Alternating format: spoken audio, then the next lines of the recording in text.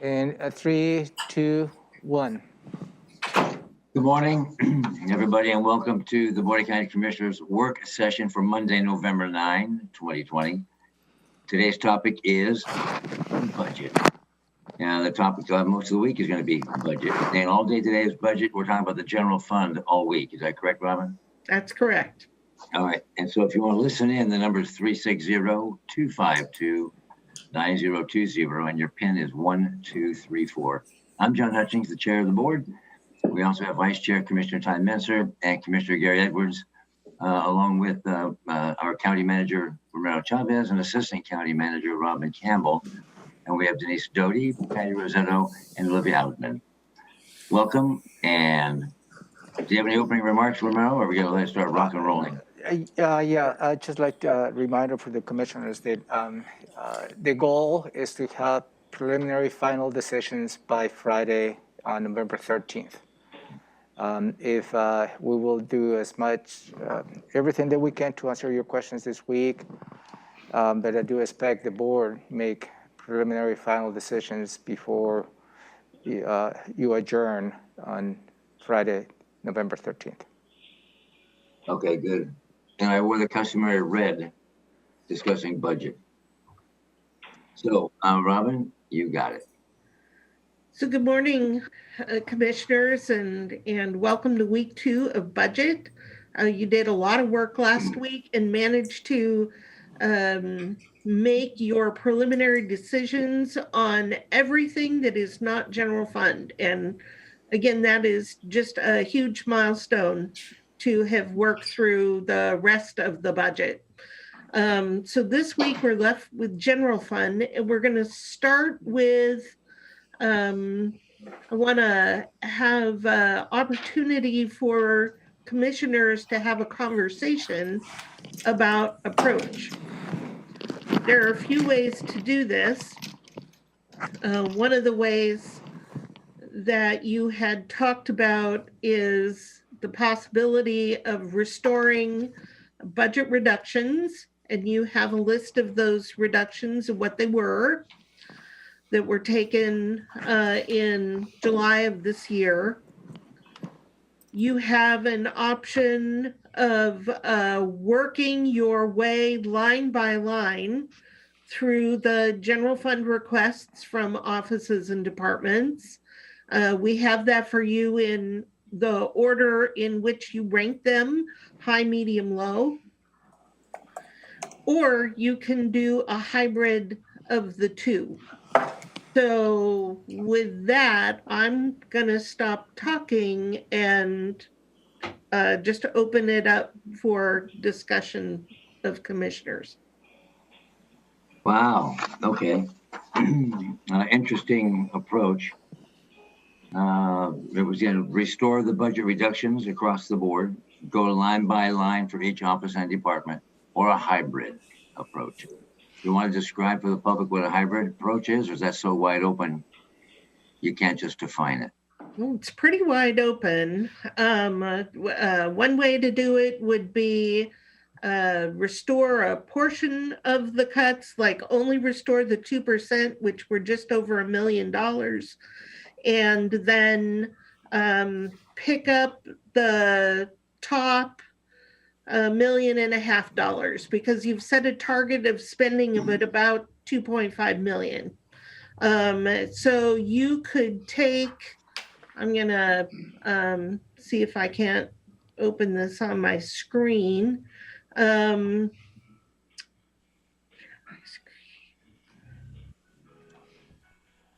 Screen 3. So this is the worksheet in the order of high, medium, low, and you could take the top 1.5 million of this plus the 2% and be done. That's one way to do it. You could choose to do the 2% $1 million and then go line by line and choose the next 1.5, or you could simply go through this list and see what you want to do and how much is left, after you've selected the items that you all agree to, and then whatever's left, you could restore that percentage of the 2% cuts. There's a lot of ways to approach this. Okay. Well, let me turn to my seatmates, and we had a little bit of discussion on this last week. I think I recall what Ty said, but let's go ahead and get some feedback from the board. Before you do that, Commissioner, just to emphasize what Robin said and the different options that you might be discussing right now, the target expenditure is 2.5 million. Just for the public and all the many different options, how you like to approach, that target remains the same. Got it. Okay. Ty, do you have any opening comments or feedback? I said a lot about this last week, as you mentioned. My preference is to go line by line. That's how it was presented to us from the departments. I've gone through, created my own spreadsheet, and then Robin gave us the organized one, and I cross-referenced that over the weekend. So, and I adding up the things that I would want to support is pretty easily to come up with 2.5 million. And the last thing Robin said, which was as a proposal, which was to go through them, and then if there's additional capacity, then we could restore that percentage of the 2%. That's fine with me, but I just don't think there's going to be any capacity, because I think when the board goes through all these things, we're going to find well more than $2.5 million worth of really, really worthy things. So, yeah, I think I'm organized. So, I mean, I don't think this list was not as overwhelming or as intimidating as I thought it was going to be when I put it all together. So, I think that's the way to do it, since that's the way it was presented to us by the offices and departments. Okay, and we have sufficient time slotted or allotted to get through line by line. Is that correct, Robin? 3 days, three Yeah. full days, If that's the way. which we have to have decided. Okay, if the board chooses that route. Gary, your thoughts? No, I think I'm ready to proceed. I think we can go line by line, see how it all fleshes out. Let's do it line by line then. Okay, then Option 2. I'm gonna share my screen and away we go. So just a few comments about this approach. These, high, medium, low, that's your initial reaction when you first heard the proposal. So you can change that based on additional information or the time you've had to reflect, or for whatever reason. You do not have to stick with this initial ranking of high, medium, low. So there's that. The next thing I would say about this is low does not mean that it's not a worthy proposal or not necessary or something that's not needed. Every one of these proposals is important, and I would say that there was a lot of thought put into them by the offices and departments that brought them forward. But you can't afford anything. So high means we've got to find a way to do this. Medium means we're going to make every attempt, and low means if we had enough funding, we'd get there. But I don't want anyone watching to think that low priority meant that it's not a good idea. So thank you for that, because we were measuring financial capacity, not value or worthiness. So thank you for putting that out there. Yeah. So I'm gonna pull on. I guess I don't need my glasses. So starting at the very top, the first proposal is for Superior Court. They have asked for just under $17,000. This is a down payment, if you will, to support a new justice at the Superior Court. So it would be another judge. And the court currently has 11.2 judicial officers. If we were following state standards, they would have 2.7 more, but they're asking for one more at this time. Just for the sake of clarity, 16,000, 17,000 is just an indication of the board's commitment to this position. It will cost significantly more in future years. So you're making a commitment in future years that is closer to $100,000 a year.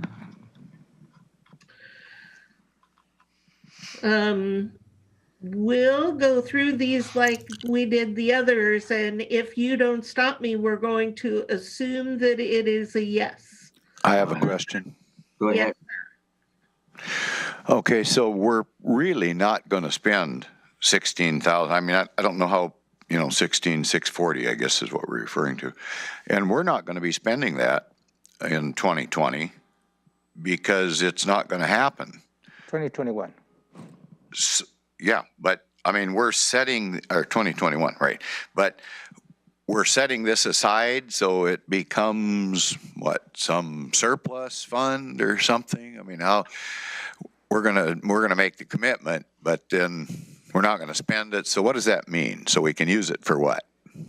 So the legislature wants to see that the county is serious, if you will, about the commitment to funding another judge. So this is the demonstration of your commitment. How the money will actually be spent is a good question that we can ask the court. It may be that they just, don't spend this 16 million, but are able to point to it. But they have to be able to point to something for the legislature to take an action. I guess what I see is this is again a case of government and smoke and mirrors, and I don't see any point in it that a letter from the Board of County Commissioners to the legislature wouldn't cover. So, but that's my concern. Well, you receive some information from Superior Court that in order for the administration of the courts to lobby for a new judge in front of the legislature, the Board of County Commissioners needs to have a financial commitment. And the amount that you have in here was related to at least cover the salaries of a new judge if the legislature passes of the last 2 months in 2021. So that is the strategy of the $16,640. It's 2 months worth of salary of a judge if the legislature approves. So it was a requirement, a request to have a financial commitment by the board. Absent that, the administration of the courts will not support asking the legislature for a new judge. So it's like putting our money where our mouth is, rather than just a letter saying, yeah, we support it. We're actually taking a significant step to say, hey, we're going to actually start funding this piece, or at least we have buy-in. Still, they may not approve it, but I'm guessing they probably will. We have adequate fund balance at the end of the year to cover that amount of money. So it just looks like kind of like trickery to me. I don't know. I just don't get it. So that's why I'm not in favor of it.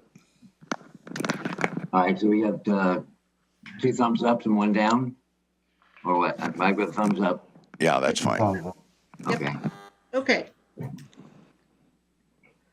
So line 2 is from the auditor. This would add a security position for cybersecurity. The auditor is asking that this position be put in her office, and the general fund cost would be $100,000. The 33,000 you see in revenue, if you look on the second line of this proposal, is a transfer in from the auditor's M&O fund, because this position would be partially benefiting the cybersecurity of the records that the auditor keeps. So Robin, this position, yeah, as you said, works in the auditor's office, but is it tied to our IT department, or how's that work? So that is up to you. What we have one position that you authorized.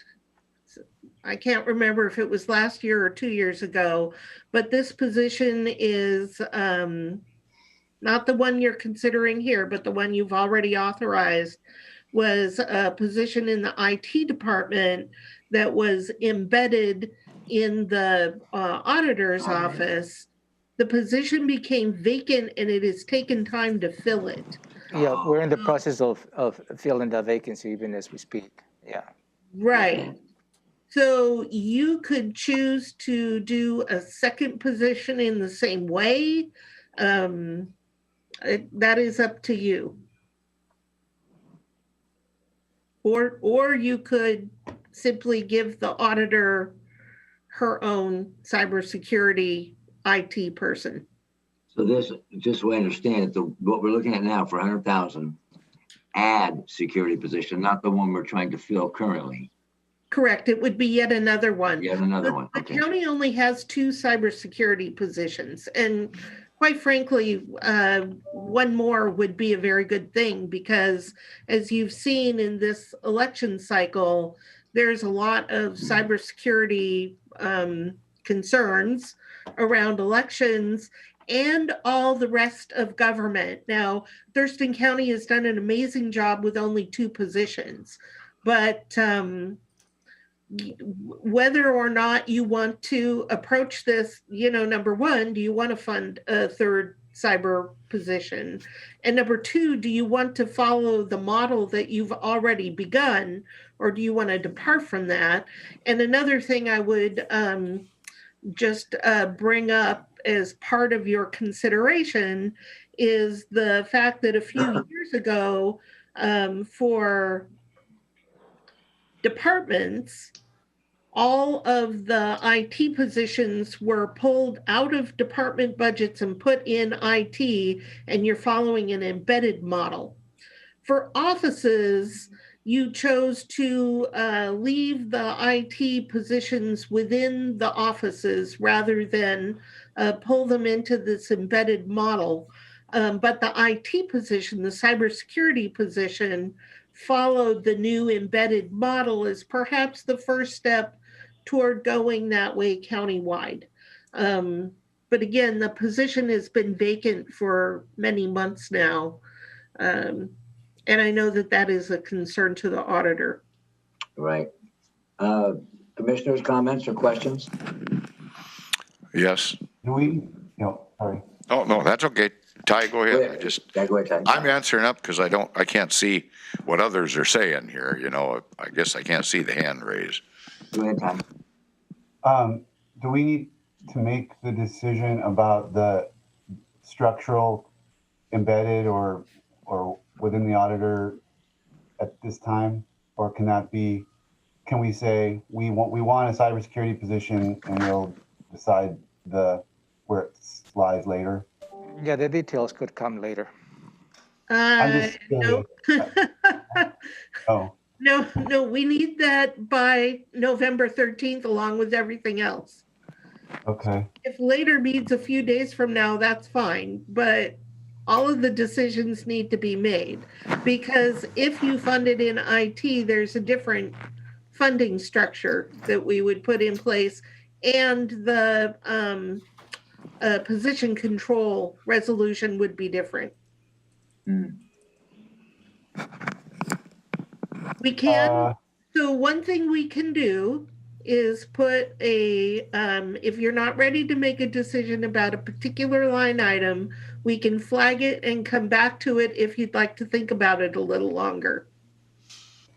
Well, just where I'm at, right, sitting here right now, this is super important. We all know that. And I was going to try to find a way to make this happen. But I guess I'm glad you brought up that possibility to kind of have a flag system or something, because if I get outvoted on a whole bunch of other things, then this would be one that I have a tentative yes for this, but that's assuming that, all the rest of the spending that the board comes up with falls within the parameters. And I would potentially be willing to reverse my vote on this later, depending on how everything else shakes out. But I tentatively would like to see this, because we know this is not, a few years ago, this was kind of like a future thing. We know that these threats are growing and stuff. It's not a threat anymore. It's like reality. We're getting hit from hackers in different countries, and Mary has reported things that happened in this very election in Thurston County. So I just don't know. I don't have a strong sense of whether this person ought to be, in the auditor's office, like is proposed, or just in addition to what we've already done and haven't filled, which also is something I didn't quite realize. So, that makes me think, well, maybe should we fill this position and see their capacity and what they do, and then consider it as a midterm, amendment or something, to once we have a better sense of where it ought to go and stuff. So those are my thoughts. I haven't obviously decided. Go ahead, Gary. What does Dennis have to say about this? Have we got an answer to that? We could certainly reach out to him and find out. Well, I mean, I want the security to be in place. I just don't know the best way to do it. Or if we need it, I'd like to, think somewhere down the road that we must have an example. Here's 3 things that happened, and this is why we need it.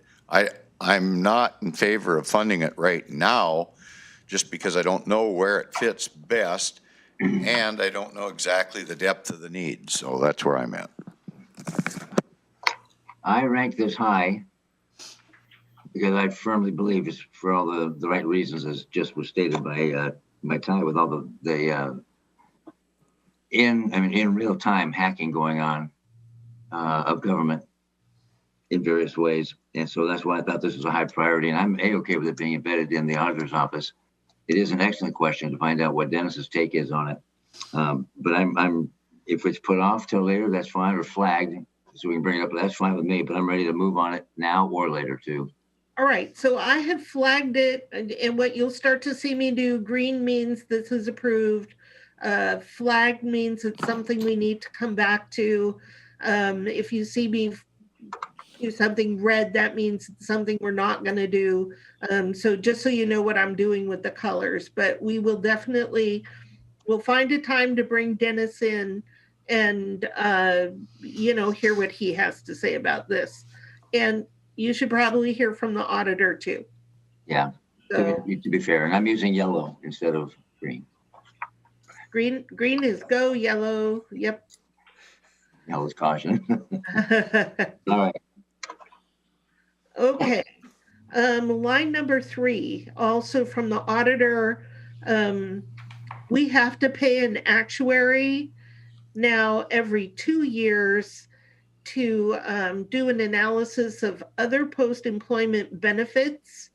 It's a required cost. We have to do it according to GASB. The Washington State Auditor's Office is now requiring that, and it costs just under $19,000 a year, every 2 years. 2 years. Okay. So hearing no, I see thumbs. Okay, cool. Did you thumb it, Gary? Yeah, I'm okay. Yeah. Okay. Item number 4 is from the Commissioner's Office for your consideration. It is adding a criminal justice manager position who would work with the law and justice partners in the county to move forward enhancements to our system reform. I have an issue with that. Yeah, go ahead. I guess I'm not saying there aren't places that need to be fixed, but I don't think Thurston County is one of them to this extent. And I think if there are needs for fixing, I think those are legislative fixes from probably the legislature. I see, I don't know, Oregon just legalized small amounts of heroin or certain amounts of heroin and meth and all kind of other things that I think are going to be detrimental, but maybe I'm old-fashioned. And so that's the kind of thing, if we don't want to arrest people for those kind of things, and that's where the unfairness comes up, I think that's where it needs to be looked at. I don't think we need to worry, well, we always need to worry about it, but I don't think we need to try to adjust it from our level. And the chair of our board serves on the governor's committee to try and come up with solutions to address this. As far as I know, there haven't been any solutions put forward yet. And I just can't go ahead with this at this point in time, so I'll be opposed to it. Seems to me that this, I mean, you added some huge issues in there. The governor's gig is on police use of force, and decriminalizing scheduled drugs in Oregon is different than this. I took this as almost like working with the LEAD program and the BHA and the diversion, all those things, and have one person overseeing this to kind of keep it all together. Nothing major legislative wise that's health and social policy reform for the county or state. I'll get you tied in a second, but what the next page, Rob, at the very top, it's in that same section, and it says IT, Information Technology Reserves. What's that mean? So that is just the cost of the computers. Oh, that's it. It's a one-time to purchase the equipment that a position would need. Okay. Go ahead, Ty. So the idea of this is that if you go back to TST discussion, and I remember Commissioner Edwards asked Carrie, like, well, how do we know we're getting the result from this program that we're spending this money, but how do we know where are their numbers, where's the data? And so that was an excellent question, and we did used to have, and Carrie does a good job we have the advisory committee, and we have we used to have a data person in that group. Anyway, this is just basically the same concept, but applied to the larger criminal justice system overall, looking for, how are programs working? How are we duplicating efforts? Are we getting, basically just trying to get the most money or the most result from the money we spend, which I think is $75 million in the criminal law and justice system. So that is the idea here. It's not conceived of as a like a reform of, like a racial equity or, that kind of, it's not about George Floyd's killing. And it really is something that I proposed well before any of all that. And it came from some community groups that said, why aren't we doing a better job of sort of looking at the way our systems, siloed in certain ways? And is there a way to just apply, evidence-based approach with data analysis and try to pull things together? And then there's a secondary, which is the Law and Justice Council. When this position was authorized by the board in 2016, it had kind of another role of giving some support to Law and Justice Council, and I think those could be somewhat blended to a degree. But that's the proposal for the position that I made, and so it might be a little different than what Commissioner Edwards was thinking. This is more tying our local pieces together, much smaller than a massive statewide or national policy on those major topics. Is this? Did you have a response, or Gary, or anything? Yes, please. Go ahead. I guess I don't think we're Chicago. I don't think we've got near the problem that those jurisdictions may have. I don't know that we've got an equity issue, but if we did, maybe the TST committee could make some recommendations. We've talked about putting a citizens group together to help us with looking at that particular issue. And I just think this is putting the cart before the horse. If the citizens committee makes a recommendation or something somewhere down the road, then maybe we could look at it. But I just don't think we've got the problem that other criminal justice components have in other parts of the country. So that's why I'm against it. I just don't think we're ready for it yet. I think, seems like you didn't hear anything that I said when I described what the position is about. It's not geared at that problem necessarily whatsoever. So, but is what it is. Well, I'm leaning towards a thumbs up on it because I think it's important, especially before we have problems, to address some issues that we may have. And I'm not talking about massive problems.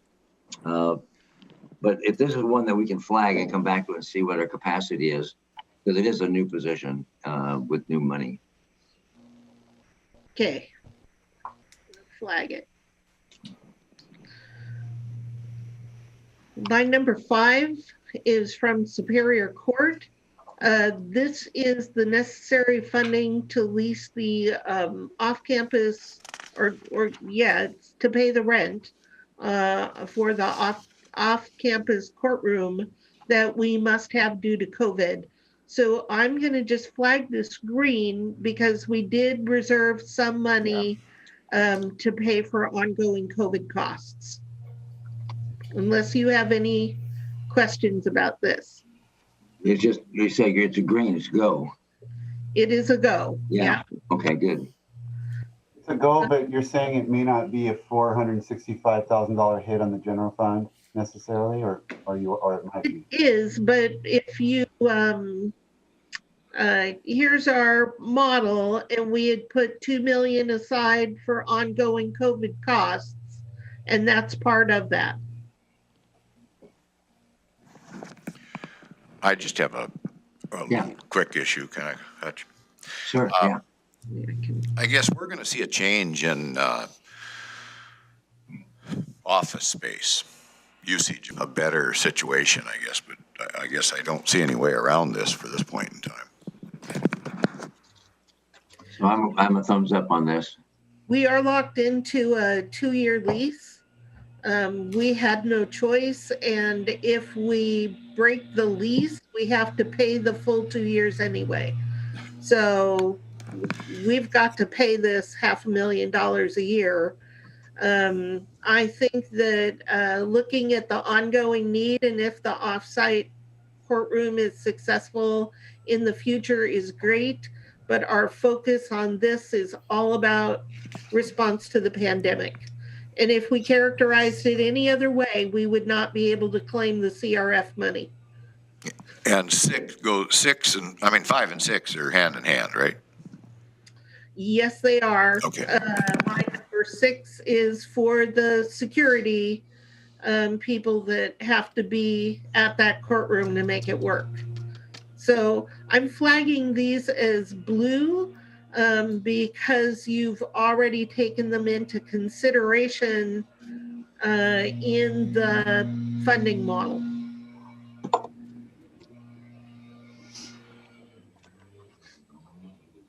Line number 7 is from Juvenile Court. I should talk to our landscapers. Yeah. Yeah. Juvenile Court has reduced revenue for the lunch program because they receive payment based on the number of juveniles that are actually in detention, and the population is down. So the state is paying less because they need less meals. They are asking that the board does not reduce their expenses or expenditure authority by a similar amount because they would like to use that $16,000 for other needs within the department. Are you ready for comments? Yeah, I can't see your thumb either. But just jump in. Okay. I just wonder about that. I mean, that's a pretty open book, as far as I realize, $16,000 isn't the end of the world, but it seems like we still do end up with a ending fund balance in that area. So I don't know why we need to do it at this point in time. We might be running short in other areas that we might need this. So Commissioner, I interpret that, and I'm just checking to make sure I'm reading you right, as we should take the expenditure authority away in an amount that is equal to the reduction in the revenue. Well, that's my point on it, my view. Right. I'm just making sure I understand your proposal. Aye. Anything on this one? I didn't. Yeah, that's what it is. Is there a reason not to do what Commissioner Edwards suggests? Let's take a look. This is the time to pull out one of those tools that I gave you last week. And let's look at the Juvenile Court reversions. That's this with tiny little print, where I do need my glasses.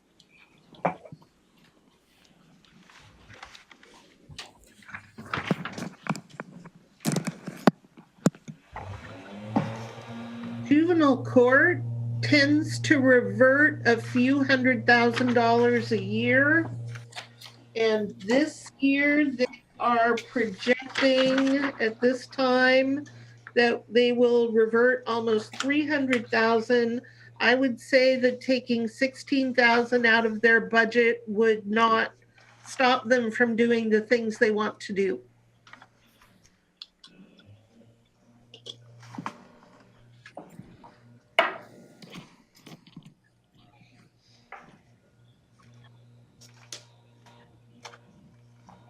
I guess I don't have a problem with that approach.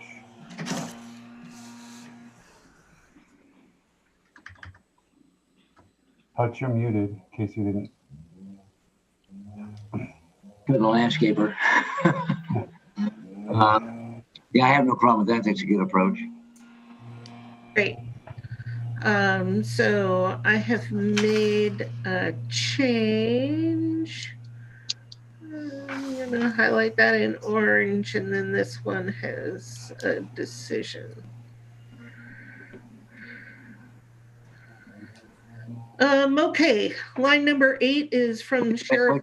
What color did you make this one, Robin? That number 7. What color? Did you make one? Number 7 is green because I have a decision, but I've also highlighted the decision itself because it's a change from what the department proposed. Okay, thank you. Okay.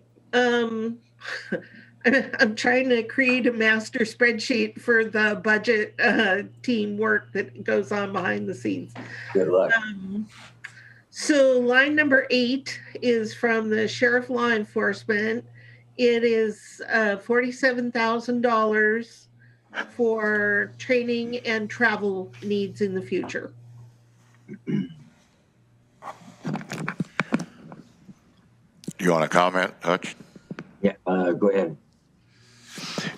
My feeling is that this is the way to spend money to prevent problems, that this whole defunding the police is one of the dumbest proposals I've ever heard that you hear about around the country. And if we want to eliminate problems, we give tools, adequate training, and to do that, we probably need to fund that adequate training to see if we can't do a better job. So I'm in favor of that.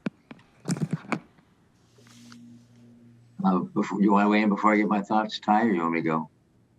Go ahead.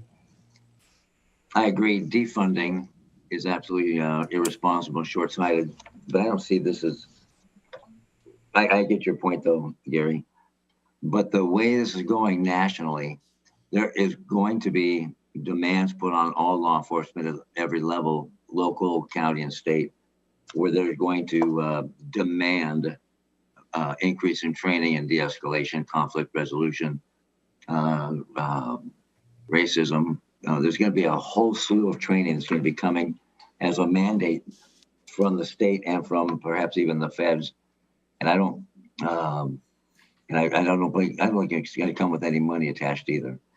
Now, is it true or not? Does the sheriff have a training budget? He does have a training budget, correct?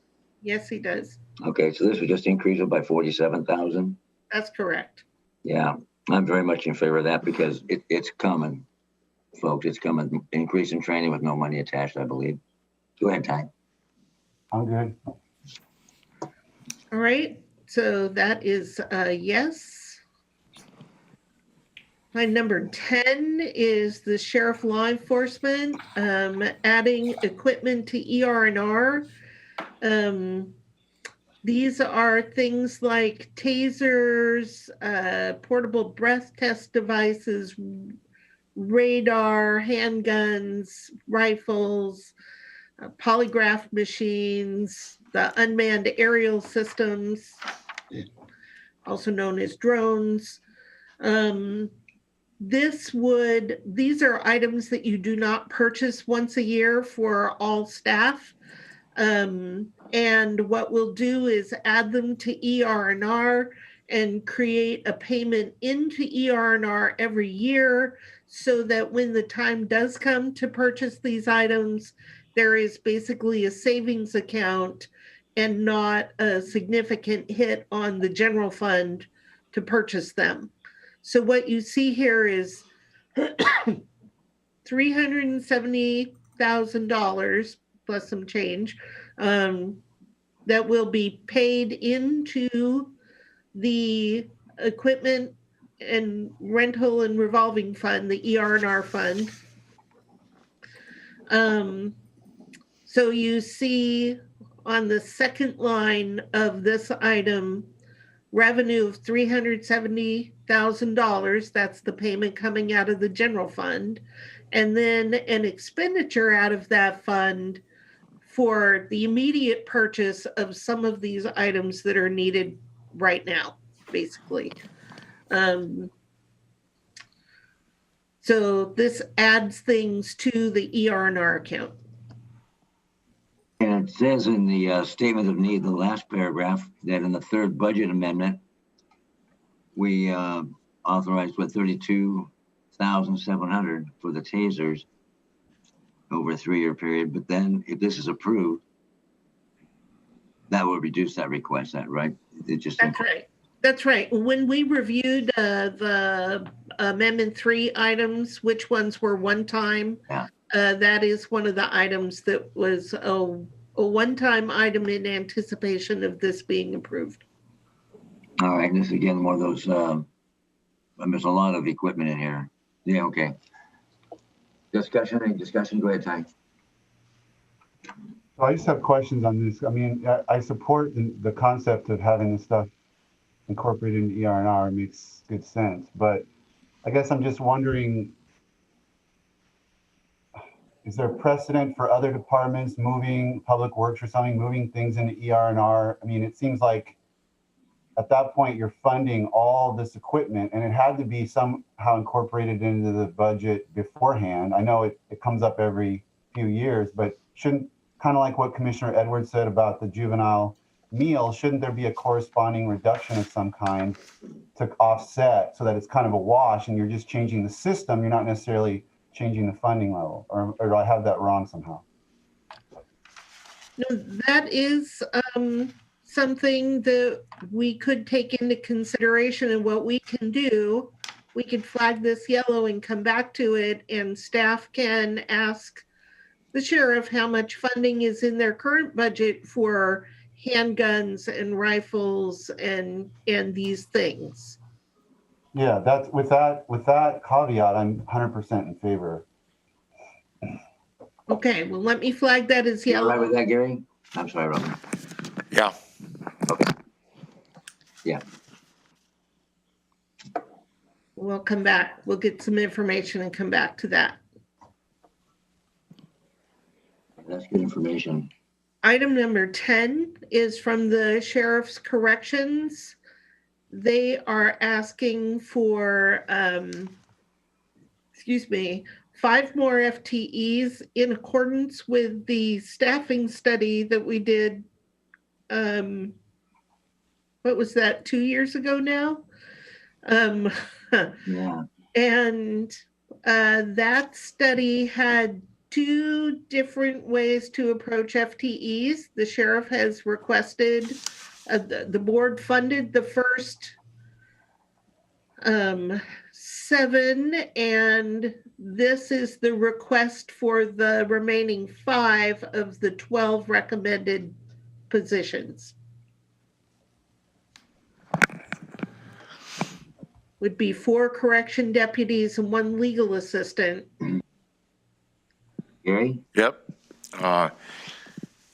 It seems to me the sheriff was told when they moved from the old jail to the new jail that was sitting vacant for about 6 years, that the board was going to fund incrementally until we got up to speed on this. Now, maybe I've got the timing a little off, but I think that was a commitment, and it might have been even a prior board. I'm not sure about that. I'd have to ask the sheriff, but I'm inclined to support this so that we can get them up to speed. I think that'll help alleviate problems that do develop in the jail from understaffing. And that could actually help on an equity issue. Aye.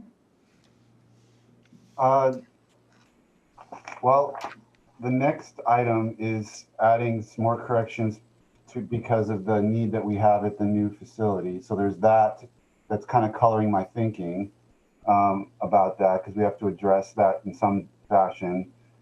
I'm not necessarily saying that it would be unreasonable to add positions, but when I ended up all the dollars and all the things that I felt like we needed to fund, this just fell under my line. So I'm not supporting this one.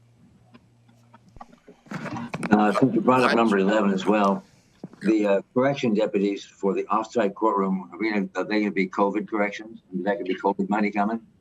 I don't know that we have COVID money coming. We're going to have to pay for all these things out of general fund if we don't get additional funding from from Congress. But it is something that you have already committed to. And even though we do that for the offsite courtroom, 2 years down the road, we still have those employees and have to absorb costs, whether we get COVID money to cover it incrementally. We still get, it's a long-term commitment. It is a 2-year commitment. This is just a 2-year, number 11? Number 11 would be for 2 years, as are the security guards and the lease on the court space. As a matter of clarification, it's a 2-year commitment, but number 11, the 392,000 is only for 2021. Right, that's a 1-year cost. 1 year. So just to be clear. Hutch, Yeah. this is for Robin or the county manager, I guess, but I thought item 6 kind of took care of that security need for that offsite courtroom. No. What was that for then? That's the similar to the security that you have here in the courthouse. But it's not part of the sheriff's office. The screeners, but not for corrections, for bringing and transporting and holding prisoners back and forth to court. Yeah, line 11 is to support Line 11 the for transfer of inmates, yeah. Okay, Right. well then, I don't see how we can conduct court safely if we don't have adequate security with inmates and such, so. that is why I'm saying that you have already committed to line number 11. Okay. Yeah, I'm good. So going back to number 10, though, going back to 10, it's jails or corrections is one of our highest liabilities as well. Go ahead, Robin. May I also say that it's not all or none? Yeah, thank you. The sheriff has asked for 5. You could do a number less than 5. Yeah, I see a high for 1 more and a low priority for 4 more, and I thought that was very creative. I don't know if it gets tied to that, but I might be wrong. But that is creative. We don't have to hit, it's not all or nothing.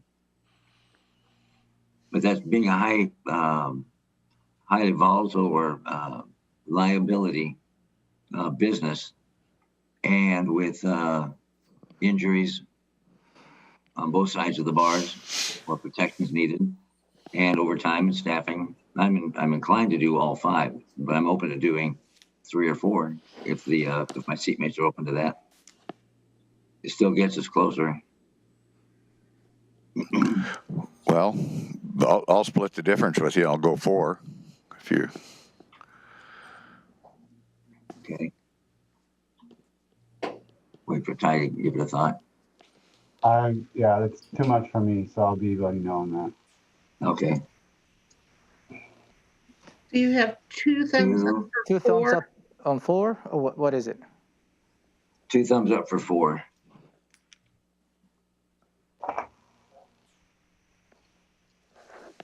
Is that 3 plus a legal assistant or 4 corrections deputies? Just so I'm clear.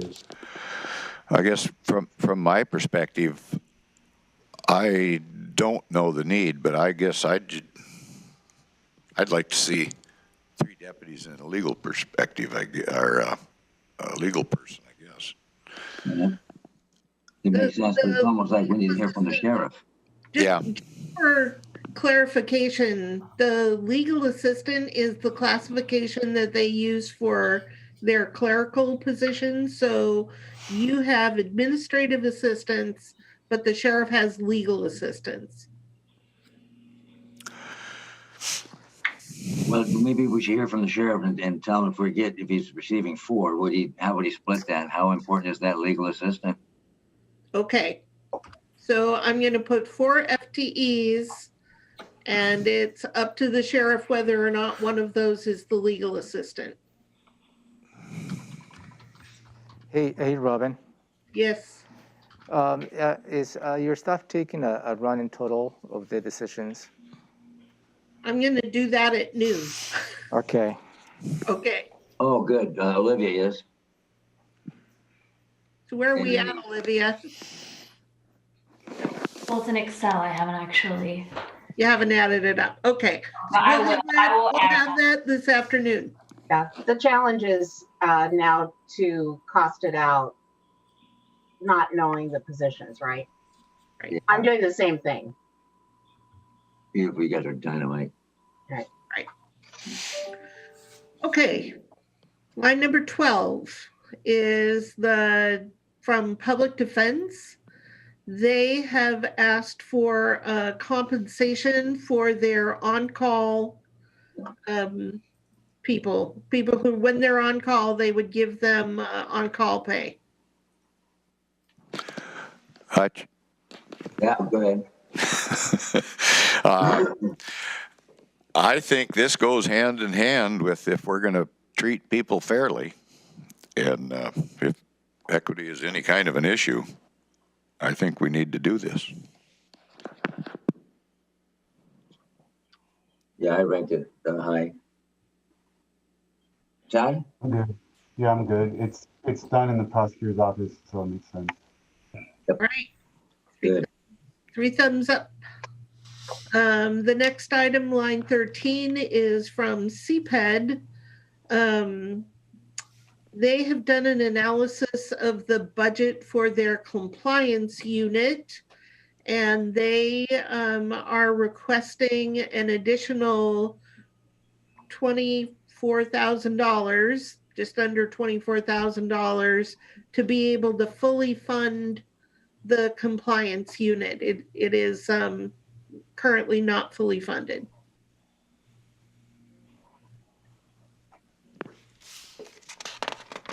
Yeah, comments? Nope. Ty, you're up. Thumbs up. I'm thumbs up. I mean, some of these things are just cleanup to like Yep. make things just kind of make sense. And Yeah, my no meant thumbs up. I don't want that to be misunderstood. Okay. Okay. So line number 14 is from pretrial services. They are requesting 2 positions to expand their services to district court. And those are not related to the positions you approve under TST. That's correct. It's Not different. they are not. So as a matter of clarification, this is in addition to. I guess I have a follow-up question to that. Well, what is it? Well, Just go ahead. okay. Why is it not something that could come out of TST? I mean, Because all the activities, the pretrial services, that qualifies for TST, and the two positions the board approved, that covers the activities that can be covered by TST. I can't imagine that drugs or alcohol or mental issues are not the vast majority of the problem going through district court. And I think we could be innovative and figure out a way to take that burden off the general fund and put it on TST. Maybe it'll end up only half of it'll go, but. Yeah, and as you may, if I may remember, the TST, you went through the 10-year financial plan. There's no capacity anymore. Well, then we have to set priorities at some point. So this says the district court expansion was recommended by Thurston County Lien Project and unanimously by the Pretrials Governing Board. Yeah, I said yes on this. So I have 2 thumbs up on this. What's yours, Gary? Yeah, I'm okay. Yeah. Okay. Okay, so I'd like to suggest we take a morning break. And so 15 minutes and we'll come back and I might be able to get a rough number on where we're at. All right, so we'll be in recess until 10:15. Thank you.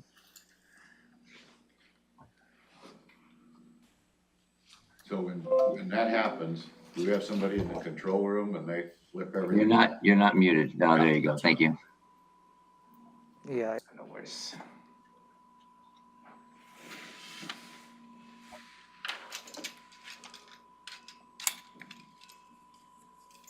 I don't know where's Megan. Megan's supposed to be. So, okay, so it's hot, right? Just turn it off, please. I'm turned off here, but.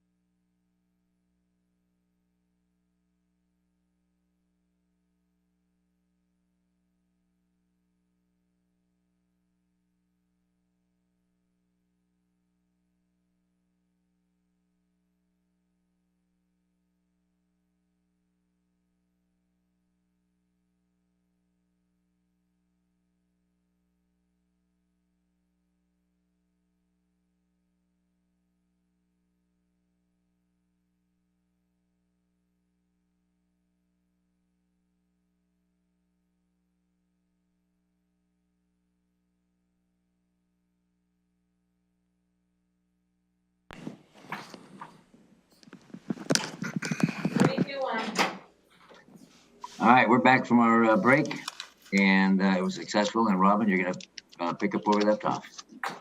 Right, I am going to pick up where we left off.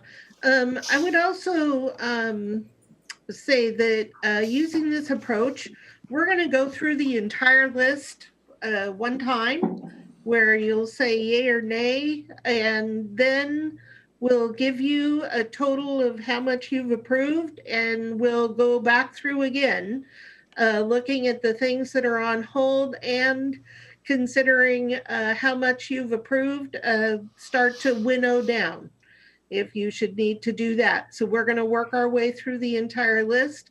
I would also tell you that so far on the things that are a yes, that do not include COVID, you're a little over 800,000.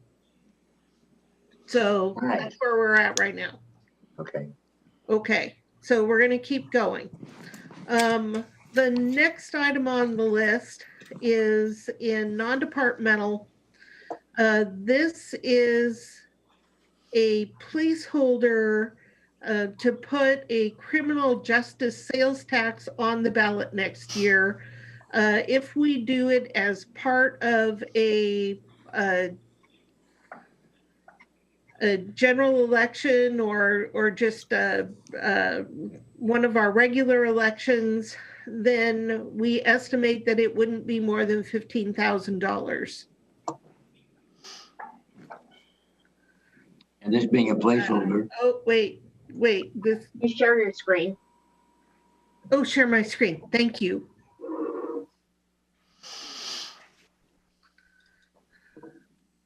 There was chatter about this the last 2 years, and refined the chatter about this in this current year, 2020, earlier. If there were to be some type of a criminal justice sales tax with very firm side rails put on it. This is, again, like you said, just a placeholder. And if it doesn't happen in conversations next year, then that money is not spent. That's correct. And it could cost substantially more depending on when you ran the item. It could cost up to $100,000. This $15,000 was simply a placeholder to get it on the list. Right. We could proviso it so the money would only be available for this purpose if the measure went forward. Commissioners, Ty? Well, I don't really have a problem with the concept, just to give us that option, but the narrative said a rough estimate of the cost is 100,000, which is why I was getting confused between this one and the Medic one, which we put like 125,000 on. But yet I remembered that this was only 15,000. And I don't think either one of these we would put on a special election that would cost us 100 and whatever thousand. But in this case, we're only putting 15,000 up there. So I just was trying to get an understanding of, are we being consistent? And is there something I'm not understanding? Denise? So I updated this, Commissioner Menser, and I updated the budget lines. I inadvertently forgot to update the narrative. So the 100,000, that was where we started, and then I got more refined information from the auditor's office. Okay, well, I think I'm fine with this. We will only spend it if we decide to put it on the ballot, which is a whole other decision process. Gary? Oh, I'm okay. Okay. Good. 16.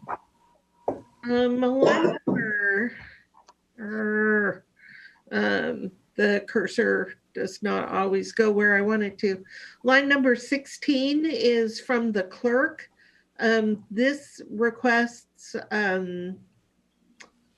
records positions to continue to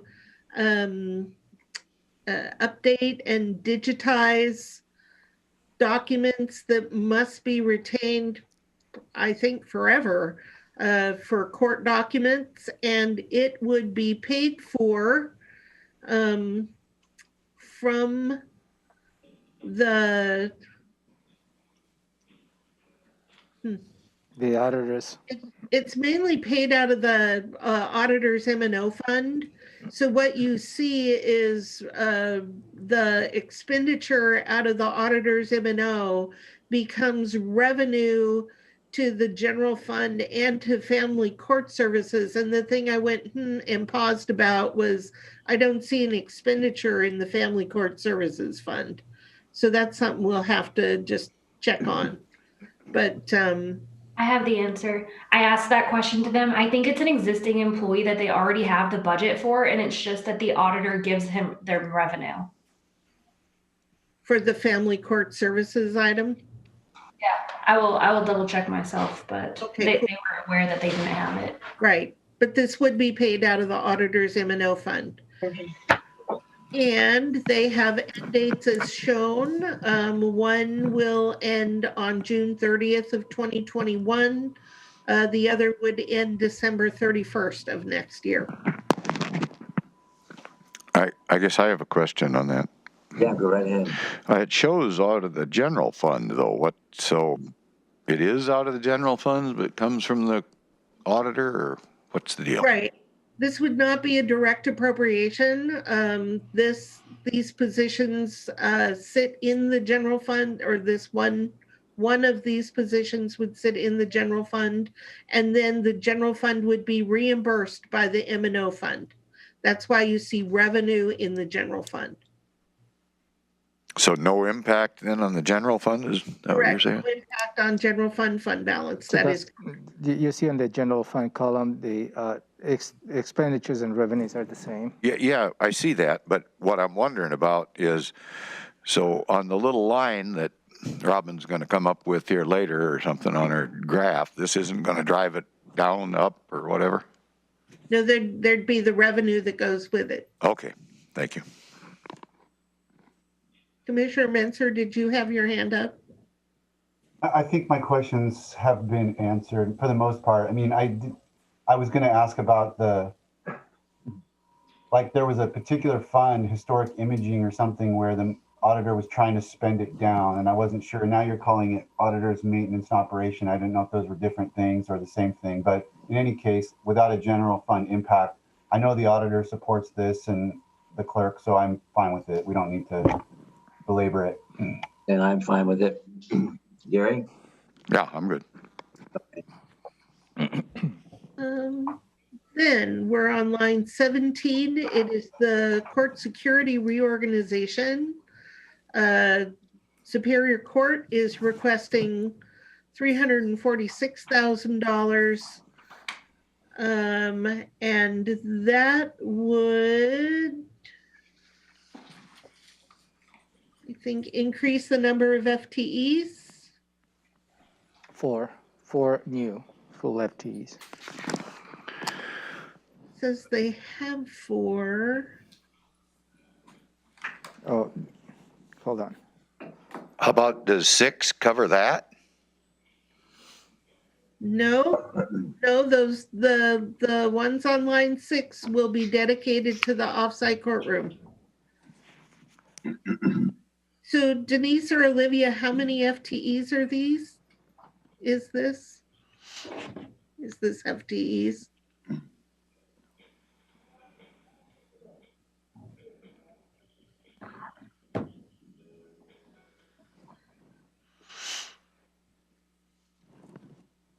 Well, looking at the other ones we've already approved for security, it gets kind of confusing.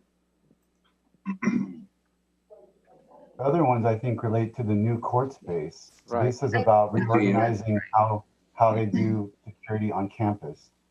That's right. With- So Denise, with go ahead. So this does add 4 positions. So it adds 4 Right here here, this on campus. campus. I have a comment on that, Hutch. Go ahead. I guess I'm wondering, I don't remember instances or examples that, and maybe it's because we've had this COVID thing, but I can't, that's a big expenditure for something that we haven't had a problem with, that they haven't been able to cover. So I can't support this right now. Yeah. Ty? Yeah, I'm not supportive. I mean, it's just adding up the dollars that, that are there. This is something to keep on our list. I'm sure we're going to have to do something like this. It's just, I'm not ready to fund it this year, given our limitations.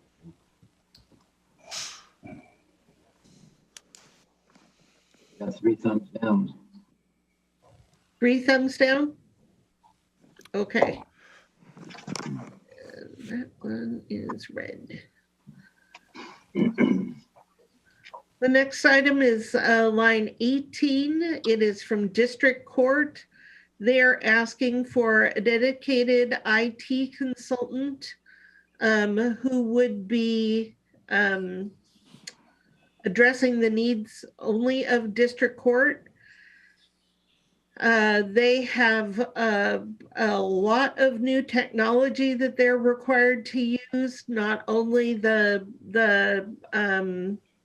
all of the technology that we now need to support virtual meetings, and they are doing as much as they can with the virtual courtroom and telecommuting, but they also are getting, even pre-COVID, they were working on getting a new system for District Court. So they are requesting a full-time FTE. In a conversation with Jennifer, they would be amenable to the FTE being assigned to the IT department and having it embedded in District Court, as long as the understanding is that this person would be available to District Court. And I think you heard them talk about response time, and that they're having people within the department try to do IT things because they can't get a hold of an IT person fast enough. So that's part of what you heard when they did their presentation. And in the statement of need, that number 4 addresses that. In my conversations with Jennifer over this last year has been just that, is a timeliness response to the court for IT stuff. When it's happening like right now in real time. And that's kind of delayed issues. Or fixes. Go ahead. I guess my feeling on this is that it is so detrimental to the process when they do have something that isn't functioning right, that this is almost a necessity that they can't live without if they're going to be efficient in what they're doing, I guess. Yeah, but I fully support this. Ty, any comments or questions? I guess for me, it's in kind of like the auditor cybersecurity. I would tentatively say yes, but if depending on where the dollars shake out, this would be one I might change my vote on if I feel like we're spending too much in the aggregate. But I'm tentative thumbs up. But you vote the last part. You're what? Tentatively thumbs up. When Robin said we're going to go back through after everything, so I guess there's no need to flag it at this point. I'm thumbs up for now, and then I reserve the right to change my mind. Yeah. Okay. And would it be a position, here's what we'll talk about when we go through the list the next time, is it a position in District Court or a position in IT that's headed for District Court? Robin, Hutch, can I make a comment on that? Yeah, go ahead. I don't know why we need to kick it around anymore if they're willing to do it, and Dennis is willing to accept it and give them the priority. I think we ought to do it. Okay, so it's 3 thumbs up, and we'll come back and hit it one more time. Okay.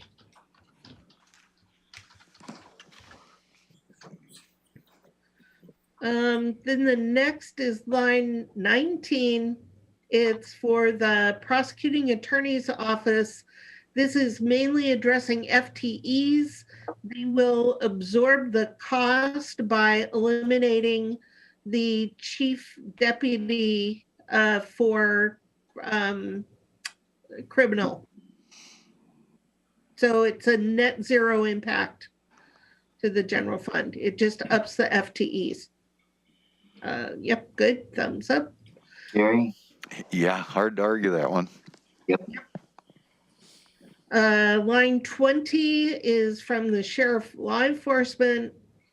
The sheriff is asking for 6 deputy positions for road patrol. They are phasing them in, is what they are suggesting. So the $510,000 here is only a portion of the cost. Denise or Olivia, would you be able to tell us what the full year cost would be? Yes. With vehicle equipment and training?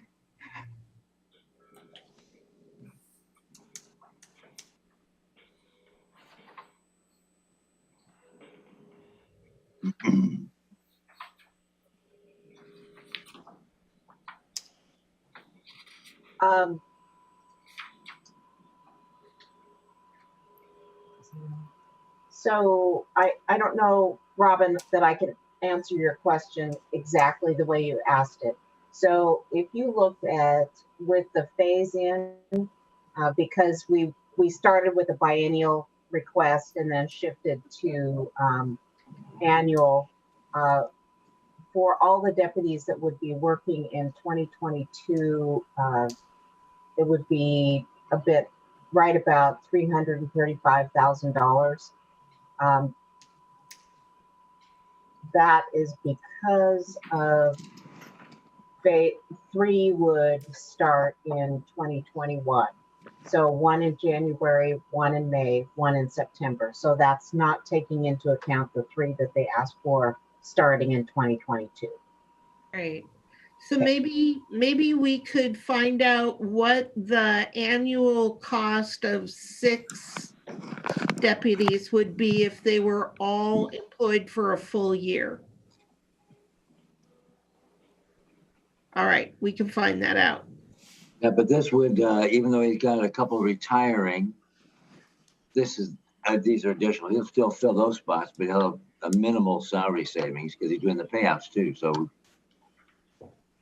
yeah. Well, in 2022, they're budgeting 1.118 million. So that would capture a good majority of it. Okay.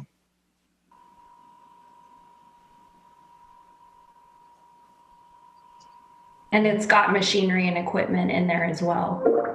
That's good. And travel. Olivia, you're saying it'd be around 1.2 million? Yeah, unless Denise sees something fatally wrong with that, because that's her 2022 budget that they put in before we went to an annual. And then it's got trucks in there and it's got ER&R replacement in there. So it looks like it's fully loaded. And Right, yeah. but they're still phased in. I mean, 2022 still has phase in. So I was just trying to see annual. Oh, you're right. I see what you're saying. They even phased in 2022, so it's more than 1.2. So it's basically 112,000 a position.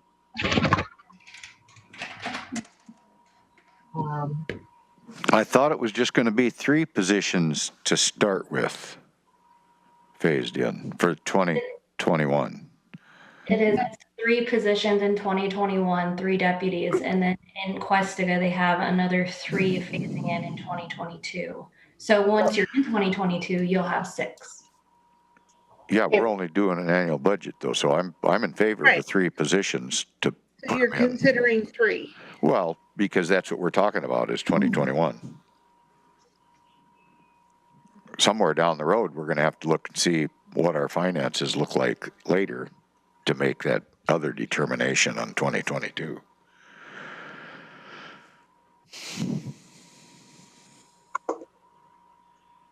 So the annual cost of just one position is just round it to 120 annually.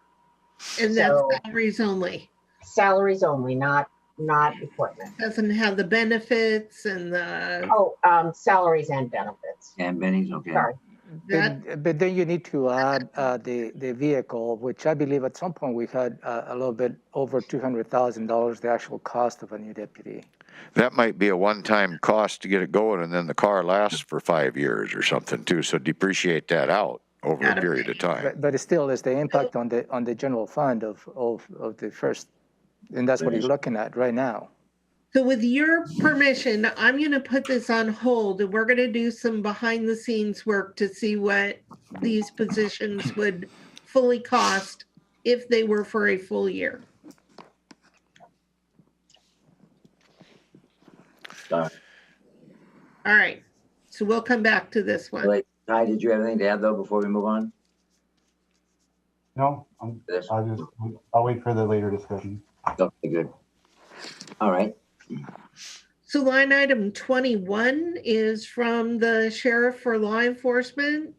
This is funding for a school resource officer for the Rochester schools. They're asking for a full-time FTE. They are stating that that would cost $80,000, which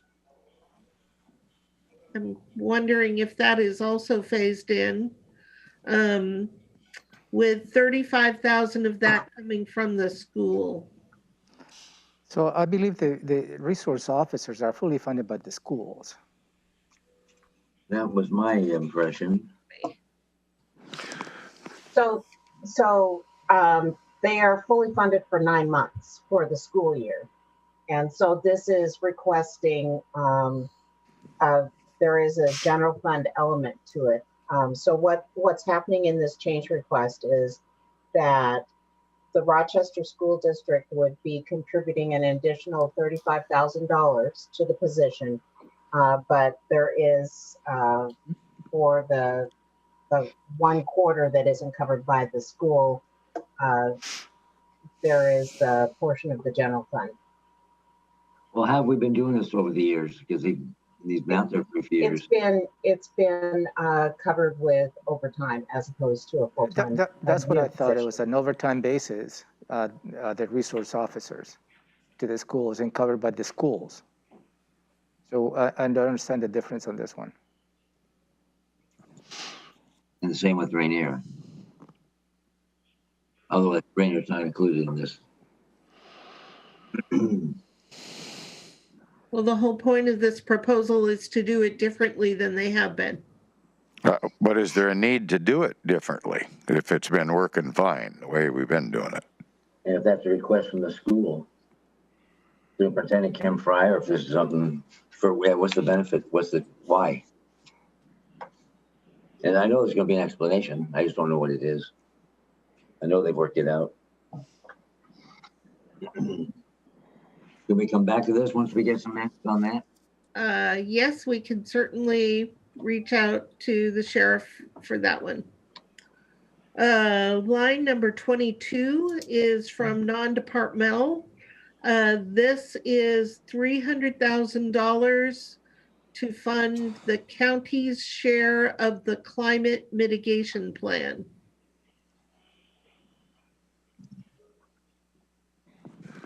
Yeah, I'd have to say, until we get a little more figuring on who's participating, who's not, what it's all going to entail, I'm not going to be able to support that at this point in time. We've got some other proposals that were brought forward. Just last week, I think we had some presentations that we might change some ordinances to address that. I'd like to see what we're going to do before we dedicate that much out of general fund. You're not mixing that up with TCAT, are you? I didn't hear that. Was that to me, Hutch? Oh yeah, Gary. Were you mixing that or confusing that with TCAT? Yeah, that's 37,000. Well, I mean, we're doing the 37,000, but we're also, sounds like we're going to be doing something else about making buildings more efficient, some incentives, maybe create an ordinance, maybe even have a loan program. I don't know exactly what we're going to do. So I just feel this is premature. Not that maybe it isn't needed. I just don't know that we're ready yet. Okay. Ty? Well, there's an element in which it's premature. I mean, I know that there's going to be details worked out in terms of how the county needs to respond to the implementation of the climate mitigation plan, but the board committed to this before I was even here to this process, and I want to see it through. I think there's a really important issue. So kind of earmarking this money, and again, if we don't spend it, it's not going anywhere. But just to kind of recognize the magnitude of what we might need to do and to show commitment to our regional partners, I'm in favor of earmarking this. There is going to be a staffing contribution where I was on the subcommittee that's working out the implementation details. We haven't finalized it, and it hasn't obviously been approved by anyone yet, but the proposal, I believe, is a 0.5 FTE. We don't have that in the county right now. I've talked to Chris Hawkins in public health, so we're going to need to increase the staffing component at a minimum. And I would frankly think that we're going to probably need a climate coordinator to help implement the strategies. So that's a chunk, not this much, but anyway, I think this is an appropriate earmarking of what may be required of the county and what I think the community expects to see. Robin. I just have a question. All of the jurisdictions are currently in budget conversations. Do we know if the cities are including anything for this for next year? Well, I just know that they were resistant to the TCAP proposal in part because they knew that they were kind of obligated to have money for this, and they just weren't sure what. I don't know the answer to that. I know, at least in Lacey, that was part of their discussion, decision making. And Tumwater, I really don't know where Olympia is at, but Olympia has a full-time climate coordinator already hired, so they are in a good position to move forward on implementation. They're ahead of us, frankly. So that's why I was thinking it was also a bit premature for $300,000, not knowing what the other commitments are going to be and where we're going to go with this. However, if it is hold that money and it has to come back before the board before anything is spent anyway, if it's a placeholder, kind of, I'm okay with that. I guess let me just add one other thing to that. I think I heard on the news this morning one of the new President Biden's top issues, I believe, is going to be this topic. And if that's true, which I think it is, I think we'll probably be having some ability to get some money that doesn't come out of the general fund. I don't know what that's going to entail. I don't know if anybody else does, but I just think it's coming, and this is premature right now. I'm not saying it isn't needed.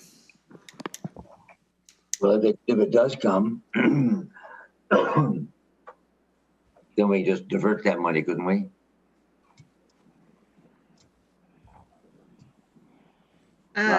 If we receive federal money, If something happened right up front in a timely fashion, and we got $300,000, we would just make that money go somewhere else. it would this money. So if you provisoed this 300,000 in the county's general fund, and then we got federal money, we would use the federal money, and this 300,000 would just sit in our general fund and not get spent.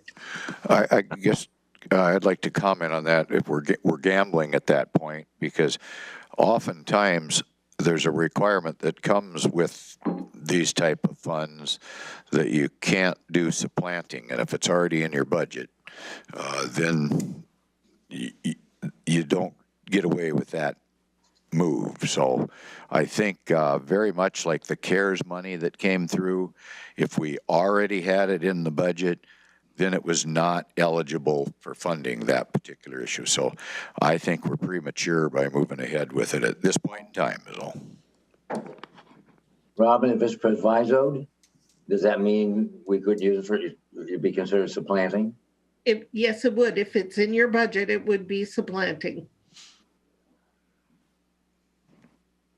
Well, we do have a president-elect, but we still have a hostile attitude in the Senate toward these types of issues. So I'm not gonna pin my hopes on Congress, with a Republican-controlled Senate allocating a bunch of money for climate change. I'm more optimistic, sir. I'm not. I'm a realist. Those two races in If I may, Georgia, Commissioner, but they set aside whether it's 300,000 or something different. It's just a follow-up to what the board already has been participating in developing the climate action plan, and gives you the latitude to start implementing some strategies within that plan.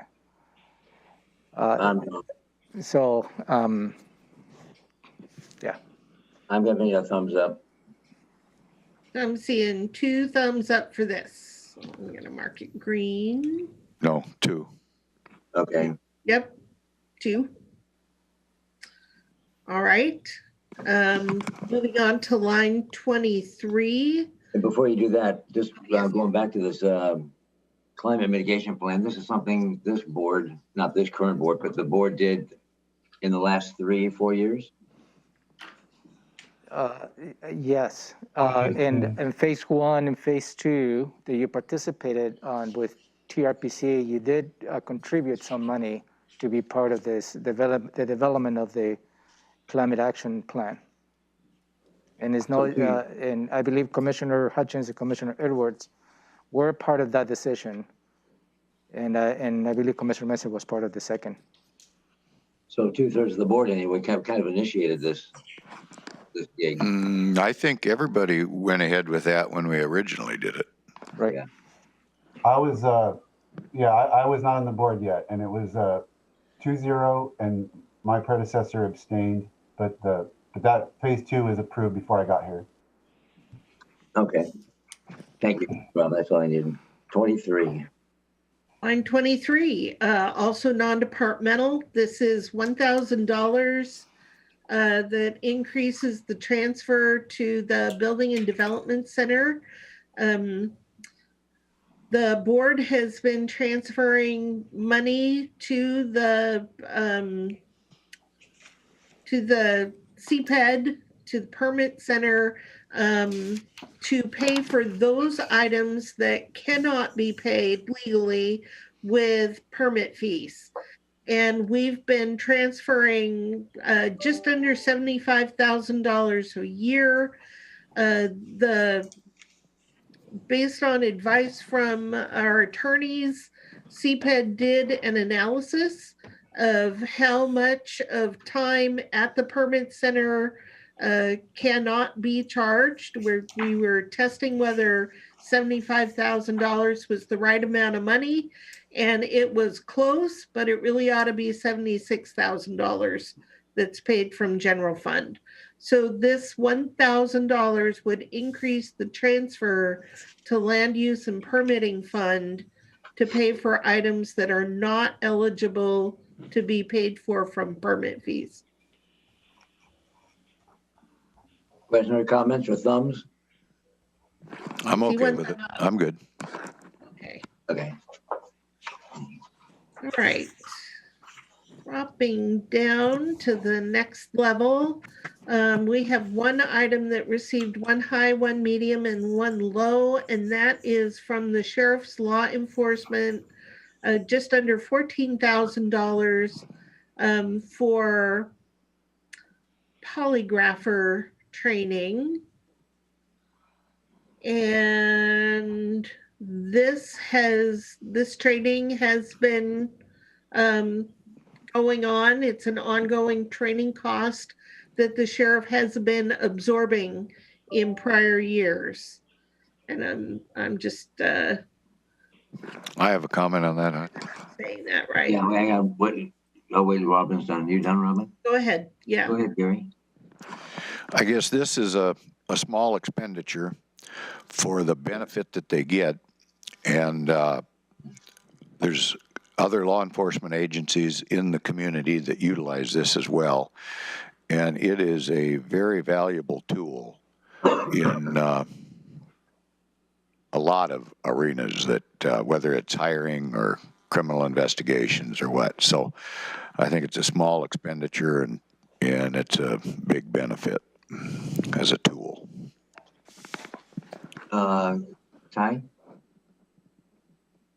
The sheriff's office has a lot of needs, and my priorities for the sheriff was the R&R and the extra training, and hopefully get a road deputy for them. This just fell kind of below my list, so I'm nothing wrong with it necessarily, but I'm thumbs down on this one. I agree. It's a minimal 13,006 expenditure, and the need is obviously there with not only the need for criminal investigations, polygraph examinations, but pre-employment, and with the number of folks that the sheriff is going to be hiring, even in corrections, it's nice to have that in-house. And I don't know. I know they do or have done polygraphs for other agencies. And I don't think they charge for that. I'm not sure. I don't think they do. They didn't when I used them. But it's an ongoing expense. That's not an ongoing expense, but it's an ongoing process and position that's fully needed. Go ahead, Robin. So I would just clarify that they already have these positions in-house. The staff in these positions already received the training. All of this is already going on. What the sheriff is asking for here is they've been absorbing the cost of the training, and they are asking to not have to absorb it in the future. So they're already doing all of that. Oh, okay. Well, it should be part of the training budget. I don't think they've ever had a training budget that ever amounted to anything. Yeah, so I'm okay with them not having to absorb that, put in the training, because it's I'm a thumbs up. Just to respond to that last comment, we approved $47,000 in training, and then I know a question was asked at that time: do they have a training budget? And the answer was yes, although no one said what it was. And I think it's really small. It's like 10,000 or something, if I remember from the sheriff's just telling me that. We can look that up. Okay, well, just if that's true, we've just to point out that we've taken their training budget from, if I'm right about that, we've taken it from whatever small amount it was up to 57,000, but I don't, Well, and you polygraph. also added training in the budget amendment. Right. It was another 42,000 that you decided last week that it was an ongoing. So it is not just about the 4060 you just approved. It was cumulative close to 90,000, because you made that one on the budget amendment number 4. You made the decision last week to make it ongoing. Budget amendment number 3. Number 3. Thank you. Yep. And that's when you made that decision last week, I pointed out to you there is going to be another decision point related to training, which you did today. So you need to have the cumulative impact that you just did on training for the sheriff's office. So I'm the one that asked if they had the training, if they had a training budget. I was told yes, and if it was 10,000, whatever it was, and we just approved other requests, it just seems to me then that just shows that they're underfunded in their training budget. So even though this is just a 13,600, I'm okay with adding that to it. If it's a need, it's a need. And I'll go by just, well, you've got 5 needs. That you're done now. Let's go on with some other places. I know it all adds up. But if he's continually taking that out and having to absorb it, it causes more squeeze and pressure elsewhere in his budget.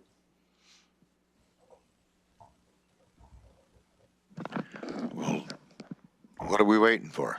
So what You have 2 thumbs up. What don't if you? I was 2-1? Okay, I was waiting for any more feedback or discussion. Ty, did you want to add any more to it? Nope, I Okay. said what I said.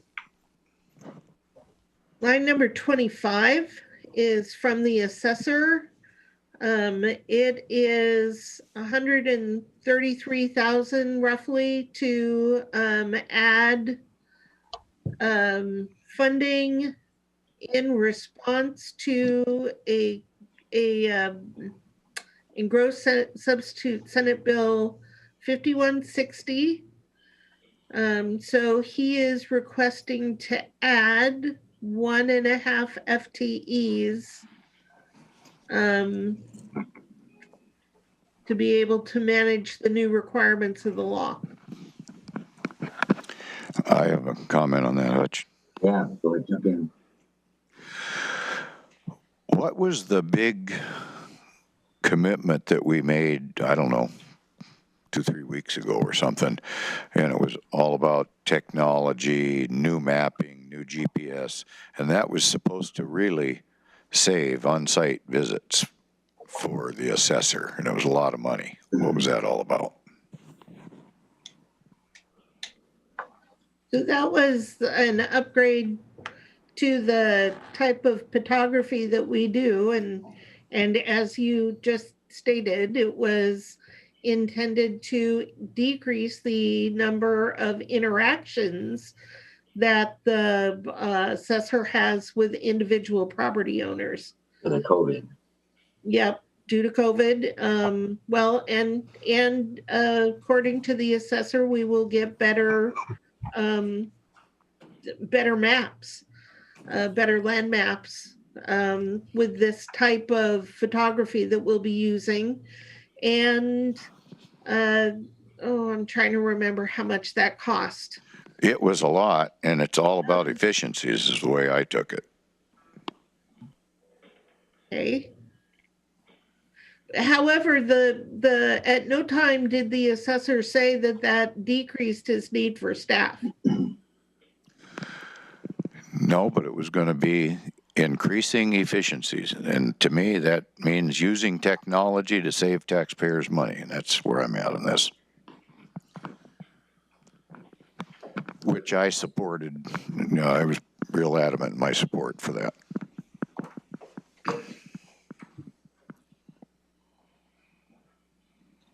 So you were, yes, Commissioner, you were quite supportive of the GIS change. Are you saying that you are a thumbs down on this request? Well, I am at this point, yes, because okay. I'm hoping that through these efficiencies that we've generated in the assessor's office, this will be something we can be able to, the assessor will be able to fix.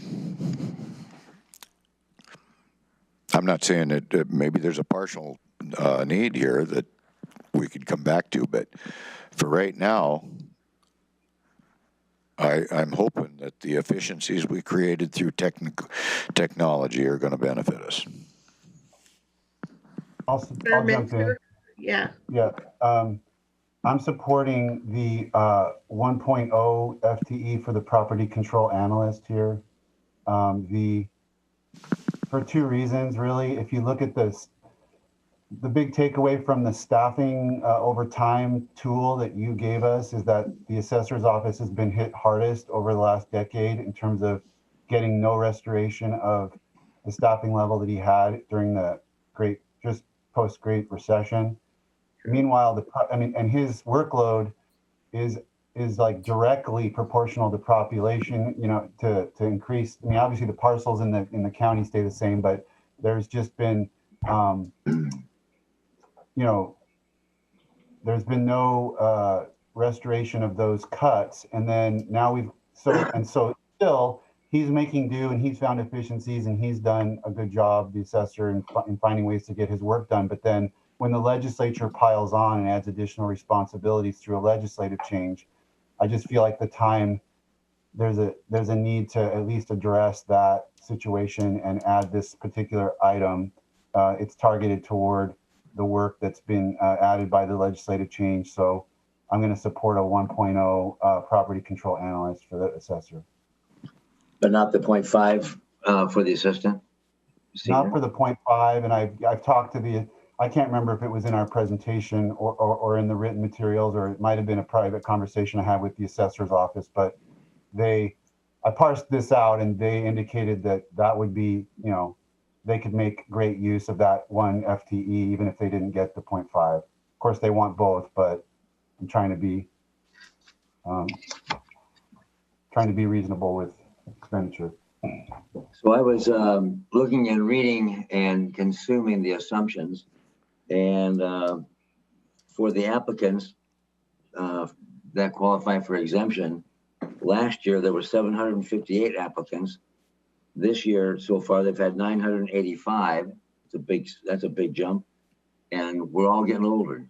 And as he states here, the assessor does, more people are going to be qualifying for this exemption, which increases the workload. And they'll have a major impact. So I support the 1.0 as well, not the office assistant senior. And I'm okay with that as well. Denise? You I was support at just 1.0? going- Whatever Ty's proposal. So that's Good. 92,000. It's what, 92? Okay. Thank you. I'm gonna green for the whoops, 1 FTE, and we're gonna color this orange.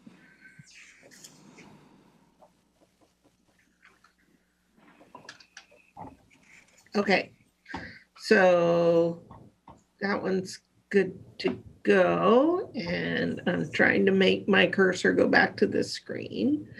The next line is line 26, also from the assessor. This is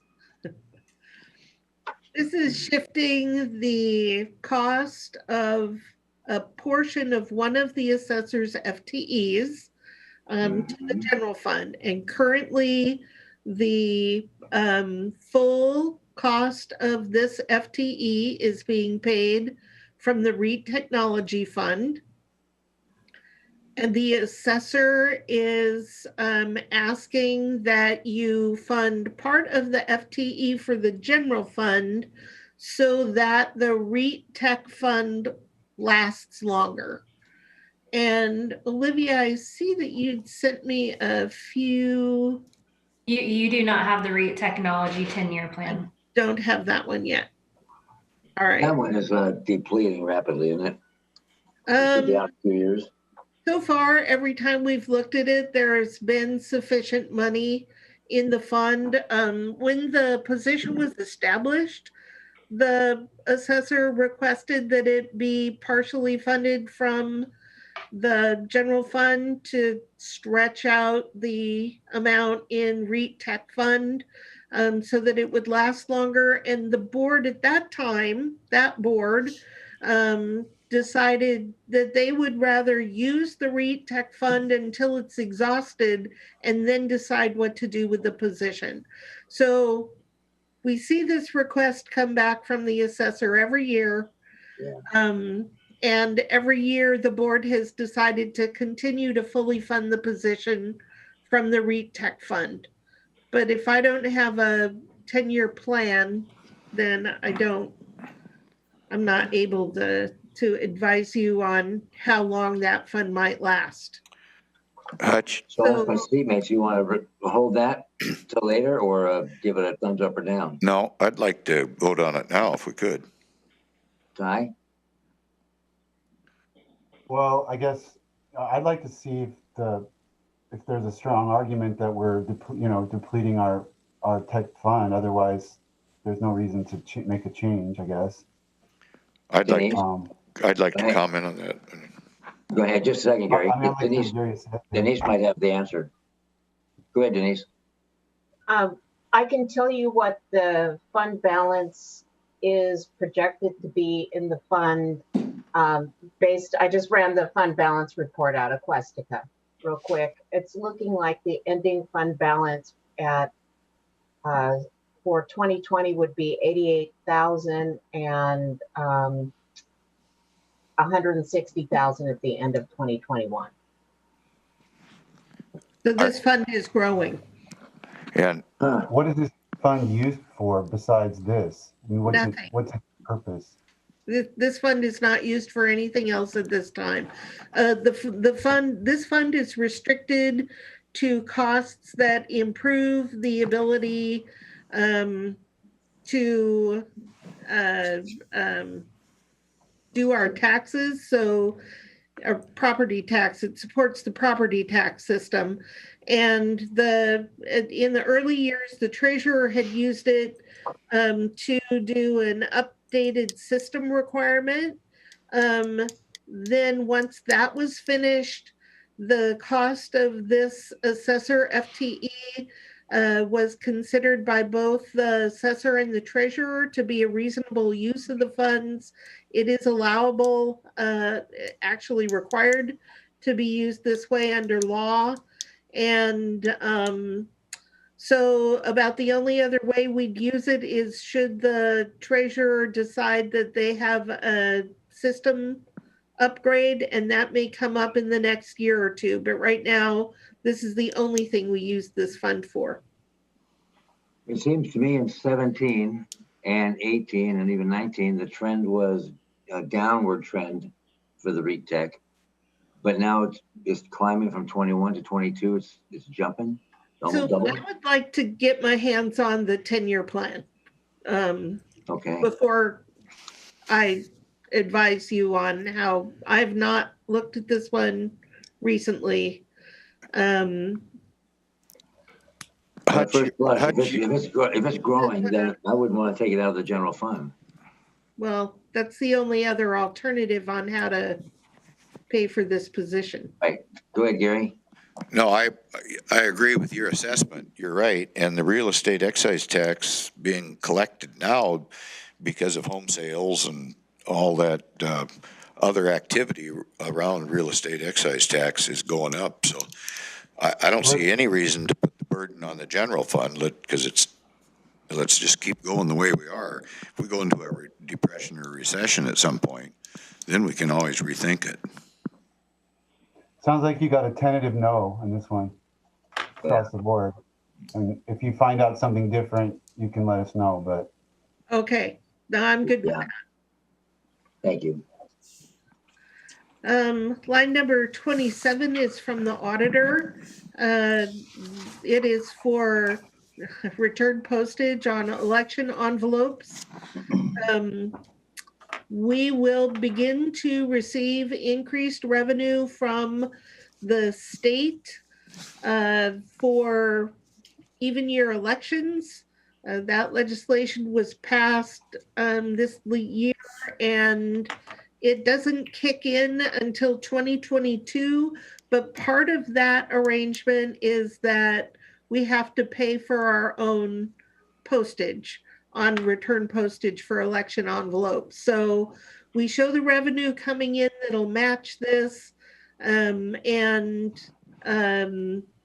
So it's a net zero impact, but it's something that we have to do. Okay. I have just a quick question on that. Yeah.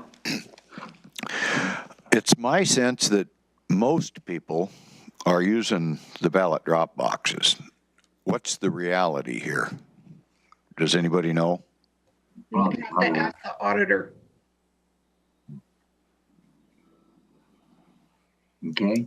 I mean, if it's not a drain on the general fund, I'm obviously not opposed to it. I want to do what I can so that the auditor can be successful. But I get that sense. I don't know, and I don't know the answer myself. So. Okay, but we have to do this anyway. We have to. The increase in revenue from the state will more than cover this cost. Okay, yeah. Good enough.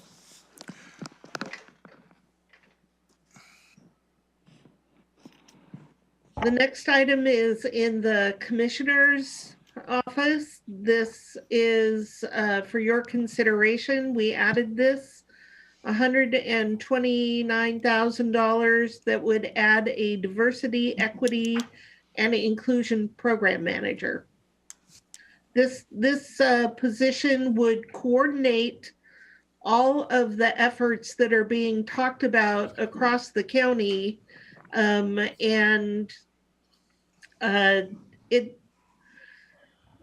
there are so many aspects of what the county does that this would cover that it, in my opinion, does not make sense to put it in one particular sector. You need cross-sector oversight of these efforts. Okay. Any questions or comments? Go ahead, Ty. I'll just say that I will probably support a position like this in the near future. I'm not quite ready to do it. The board is committed to creating an action plan on equity inclusion issues, and I don't really, until I know what the components of that plan are and what's going to be needed to put it into place. I'm fighting hard for the criminal program, criminal justice program manager and the climate coordination efforts. And this just falls at this point in time. I'm just not quite ready to spend the money. I know we're probably going to need this, and I'm certainly going to keep it at the top of my mind. But at this point, I'm a thumbs down. I'm there with Ty. What's that? I'm with Ty. All right, and I'm giving a thumbs up because yes, we will need one eventually, and I don't want to play catch up down the road. And that position would probably be helpful in getting this whole thing beginning and putting the plan together. So I'm voting yes, but it's apparently it's a no. 2 thumbs down. Okay, continuing on. We're in line 29. This is for non-departmental. It's a $10,000 increase for support for economic development in rural Thurston County. And this is a placeholder.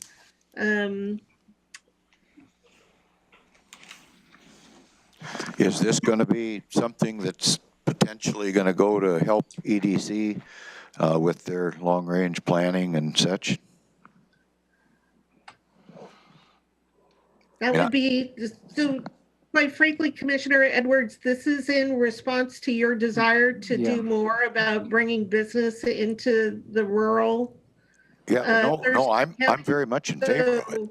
Yeah, that was your request. Yeah, Yep. yeah. No, I'm So how very it's much in done would favor of doing it. I just wondering how it's going to be implemented. I That's think the intent That would was, be, yep, up to the board. okay. Well, with the EDC doing that, and even with Steady does a little bit of that promotion. I don't see the need for this expenditure or commitment. I know the Economic Development Council is spending quite a bit of time and resources in developing and doing what they can to bring business to rural Thurston County. I guess on a follow-up to that, I'd say I don't know how it's going to be used exactly, but I do see that Steady could enhance their promotional activities to maybe benefit, and that's what that group is all about, and that's why I'm proposing it or in favor of it. But is this something that we would increase our contribution to the EDC? Well, I don't know exactly how it would go, but I know Steady does a lot, so they're a big player, and that stems right out of the EDC. So I'm just trying to promote some ability to have retail outlet in our community. Okay, but again, you're not suggesting that 10 would go to the EDC to help them in that effort. Well, maybe it would, but EDC is tied right in with Steady and very active in it. And I'm just trying to help promote the whole process of getting generating an additional tax base so that we can provide services to the citizens in Thurston County. So it's just part of that economic engine push. Commissioner Hutchins, according to my notes, that was the intent, to increase the contribution to the EDC, and the $10,000 was targeted for what Commissioner Edwards stated. Okay, if that's the case, then yeah, I support that. Yeah. All right. 3 Okay. thumbs. I'll go with it. All right, thank you. 3. Okay, Moving on to line 30. This is an item from Sheriff Law Enforcement. It is $197,000 to fund a detective position. Well, it looks like we're all pretty much mediocre on that. 3 mediums.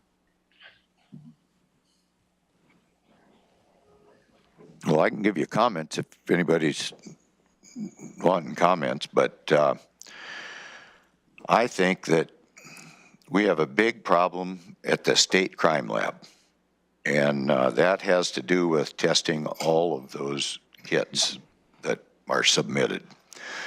I don't know if somebody doesn't fund that enough up there because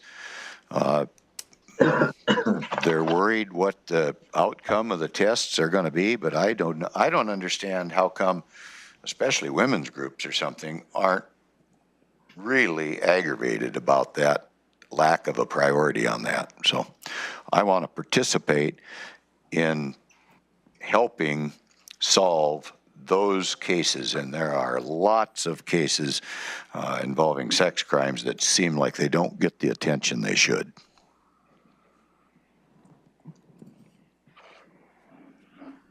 My 2 cents, just, I mean, I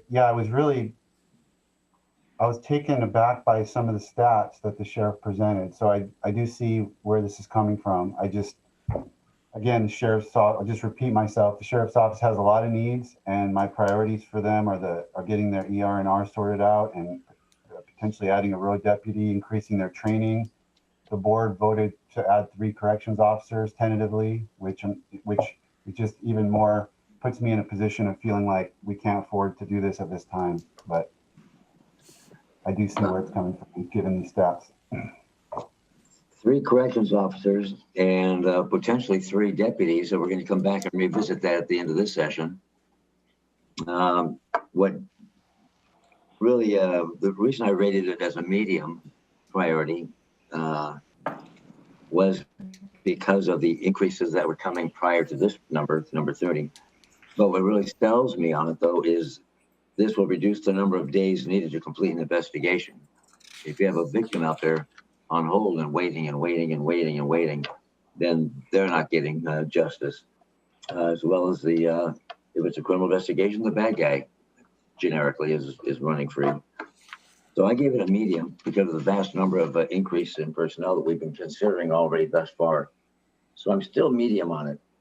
And if we do allot 3 new deputy positions, yeah, perhaps they can shift 1 into detectives. The sheriff can do something like that, perhaps. So I'm still very ambivalent about it. I know the need is there, and my seatmate Gary, you make a good point, but you rated it a medium too, rather than a high. Well, I guess I'll adjust. Robin said I could adjust my rating schedule farther down the road when I did that. And so that's what I'm advocating for now. Thank you. That's fine. So Gary's a yes. What did you say, Ty? You said no? I'm no, just because of the other positions we're adding. Can we yellow this one or hold it? Yes. So we have that discussion about the other deputy positions that we're phasing in? Yes, we can. If my seatmates are okay with that? Okay, Yeah. Thank you. It'll all come maybe balance out somehow. Thank you. Okay. So the next item 31, is a technical change. This is a request from me. It nets to 0 in the general fund, and I am proposing that we abolish the Department 90, where the only thing that money is used for is to pay the state auditor. It creates issues. If there's not enough money there, I have to come to you for an increase, or it's too much money. If we pay it out of non-departmental, then we will have the appropriate amount as needed. And if it's more than budgeted, I can usually find a way to absorb the cost. So this is a net 0 impact to the general fund that makes our budgeting and accounting simpler. And this is the one you put in? I did. No. Yeah, I'm okay with that. Yep. Gary? Yeah, yeah. All right, line 30. I made you laugh. Line 32 is also non-departmental. It is $198,546 to increase the amount of money that Thurston County contributes to animal services. And as you know, the county currently does not contribute what animal services would characterize as our full share. And Thurston County residents in the unincorporated area receive fewer services because Thurston County pays in less. So there is an increase in the cost, but this mainly reflects the increase to pay the full share of our commitment to animal services. And this will increase services to Thurston County on par with the cities? That is my assumption. I would ask Commissioner Mincer, who knows a little more about this, to weigh in here. I'm not sure it was going to. Does this increase the services for the county then to be on par with the municipalities? Yes, that's what it's about. Okay.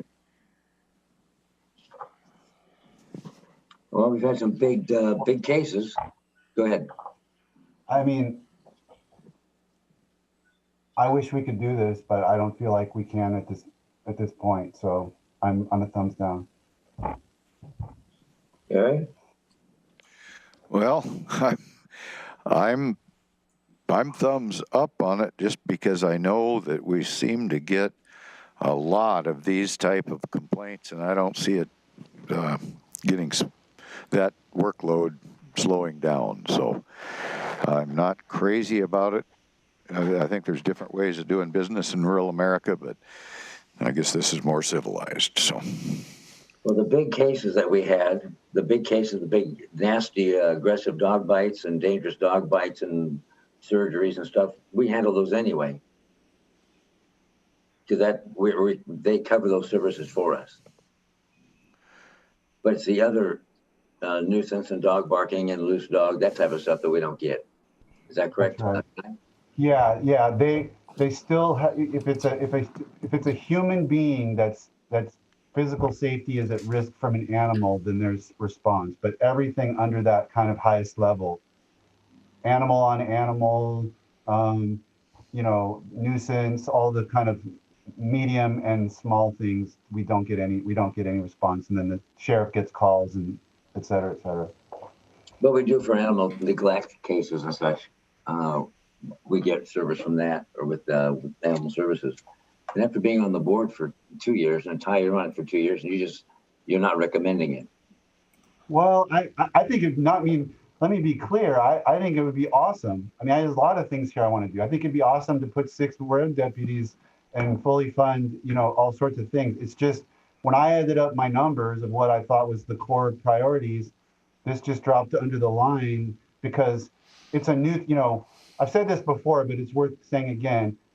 The filter that I put through this was following through on previous responsibilities decisions we've made, trying to do things that looked like it was going to save money down the road, and doing some of the cleanup. This would be the status quo is working. It's not working great, but it's working.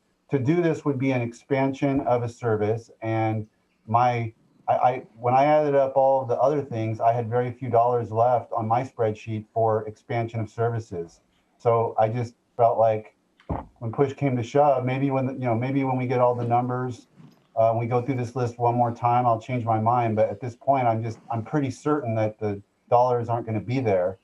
And I'm just going to feel like, because my spreadsheet didn't include 4 new corrections deputies, for example. So that's even going to put us further down the list of not having enough dollars for everything. And I just don't think we can do this. In my opinion, we shouldn't do this year. Although it'll probably be something that I want to do in the next, couple of years if we have the resources. So with that, and the fact the big major cases, the headline cases that make the news, we get those services, and the animal neglect and animal abuse, we get those services. This is almost $200,000. I'll say no as well. Right. 2 to 1. We're gonna say, yep. No to line 32. And at that point, I am going to call it for this morning. And I know Romero and I have another meeting that starts in 5 minutes. Oh, shoot. Okay. So we will reconvene and pick up from here this afternoon at 1:30. All right. See you at 1:30. We are adjourned. Thank you, Robin. Thank you.